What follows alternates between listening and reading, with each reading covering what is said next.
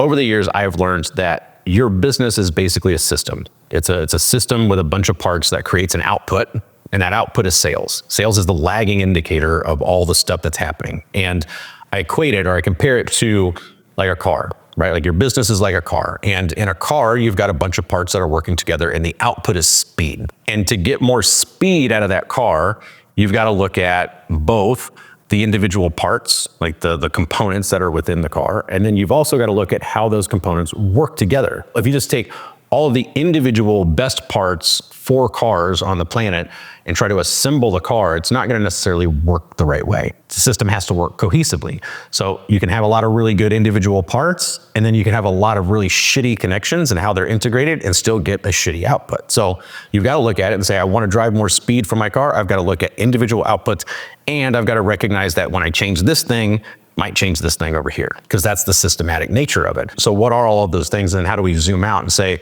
we need to build the best system to get the fastest car? Same thing in your business, okay? You need to zoom out and look at all the parts that are driving the growth and driving the new sales, understand how they're working, and then how they're working together. And that's what I've learned over the years tend to be all of the areas that have all of the blind spots that you say, hey, we're installing this new marketing tactic, and you go, oh shit, it broke this thing over here in sales, or we're changing the sales process here and it screws up something over here. So that's how we take a look at the complete system and have absolute confidence that what we're diagnosing and what we're prescribing is going to be the solution.